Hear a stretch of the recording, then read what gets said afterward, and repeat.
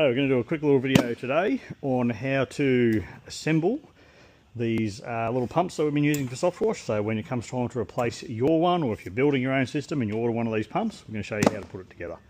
Not too complicated, but there are some common mistakes that happen. We'll also go through some little tips that will hopefully get you to have more life out of your pump. So first thing you're going to need, you're going to want a 5mm Allen key, 2 big spanners, and a knife to open up the box, because I find it really annoying to do it without it.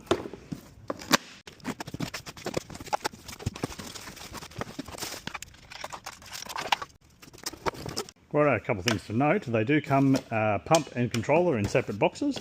You might not necessarily get them delivered on the same day. Sometimes one can come early, one can come a couple of days later. So if you do get one box and not the other, don't freak out and send me a message that the other one hasn't come. So far, probably sold 100 of these. Haven't had a single one go missing. This is a barrel union that comes with the pump, and that is so that when it comes time to put this on there, you don't get stuck trying to turn this. So that's probably where some people get unstuck trying to put that in. Yeah, so get your barrel union on, normally separate them straight away.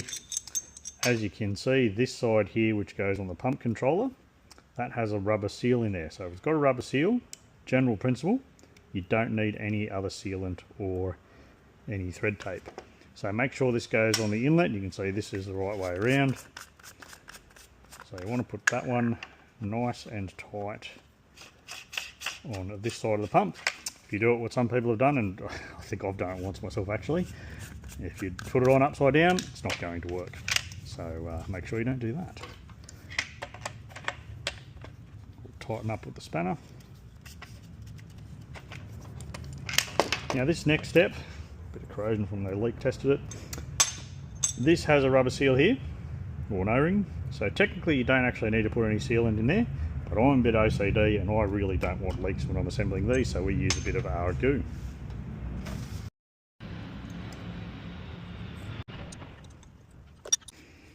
So one thing you'll notice when you are assembling it, there's not really anywhere to grip onto this. I don't want to put a vice grip around or anything to risk damaging that seal, so that is also one of the reasons I use a bit of sealant, because I figure it doesn't have to be ridiculously tight if that sealant is filling in all the gaps. Plus we've got the rubber, O-ring as well. But you will get that as tight as it goes. Just putting your thumbs in there, and that'll be pretty tight. Next step is the controller.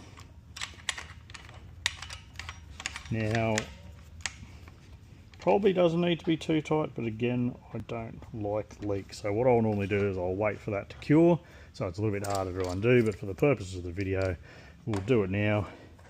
And we want to hold this one so it can't move, while twisting this one tighter. And I want to make sure that that bottom one isn't moving.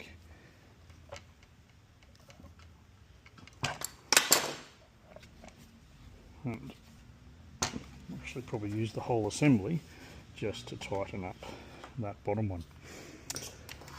So simple as that. The next step, and this is an important one, because these are made in a probably relatively quick mass-produced factory. Sometimes these bolts here holding all the stages together are just not tight enough, and the only time I've had random premature failure is it's leaked out of these stages. So first thing we do, and we've had a couple fail where we've forgotten to do this, so I just go nip it up, not too tight, just, you'll feel it go nice and tight, just to be on the safe side. That one felt quite loose. And you probably don't want to over tighten these, so don't go stupid. But by doing this, every time I've done this, I've never had it fail through the stages. The one or two times well, maybe not one or two times I've forgotten, but the one or two times that I've had it fail, we haven't done that. So yeah, next thing to make sure, I've had some people that go to all this length, put the controller on, right? So this is the power to the motor, this is your power to your power point. So don't plug this one into the controller and this one into your power point, because then this will not turn off. The pump will continually run, the controller is there just doing nothing. You want to plug the controller into the pump, and then the other lead from the controller into your power, your extension lead, your generator, your whatever, so the controller decides when the pump gets power and turns on. I think that's about it.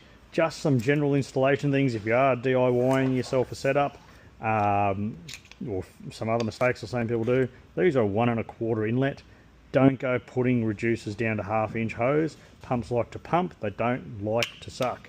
So the less you restrict the inlet, the more power you're going to have on the outlet. And that same principle applies whether you're setting up a 240, a 12 volt, a petrol pump, whatever. They much prefer no restriction or minimal restriction on the inlet. So yeah, why restrict them with 1/2 inch or even 3/4 hose if you can avoid it? So we'll go 1 1/4 down to 1 inch, and then we'll 1 inch plumbing, 1 inch hose, and then out of here we'll go 3/4 hose usually. Sometimes 1 inch if the installation allows for it, but it does get harder running 1 inch hose, especially when it's pressurized.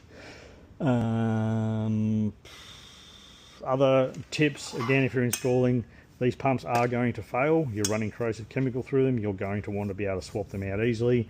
If you go and install this in the middle of your ute and you put bolts down in here and nuts under here, and you have your offsider or your missus or your kid or whatever to hold the nut, when it comes time to change this, you need somebody under the middle of your ute or the middle of your trailer to do that again. So don't do that. Instead, you want to either tap a thread, or I will show you this cool tool. So this one's actually set up for the wrong size, but you should be able to get the principle. This is called a nutsert gun. So what happens is you'll drill a hole this size inside your mounting surface. You'll put this down into there. You'll insert the nutsert tool, and this will thread around that, pull it up and crush it out. So this will now be encased or trapped inside the mounting surface, which then allows you to pop a bolt down into it. So you can bolt down whatever it is, and then when it comes time to replace whatever it is, all you have to do is undo that bolt, replace whatever it is, and bolt it back down again. Other thing with that, you're going to have leaks, you're going to have water, you're going to have chlorine spilling on whatever you're building. We always put a bit of, it's somewhere here, I'm not going to go looking for it, but anti-seize, so a bit of lubricant in there that is not easily washed away, and it will stop this from seizing onto it, so that when it does come to undo it, time to undo it, you don't end up just stripping that or having a nut turning without anything happening. So yeah, hopefully that helps a few people out, and as always, we will help you DIY as far as knowledge on this channel goes, but a lot easier to come and buy something already built. Have a good one.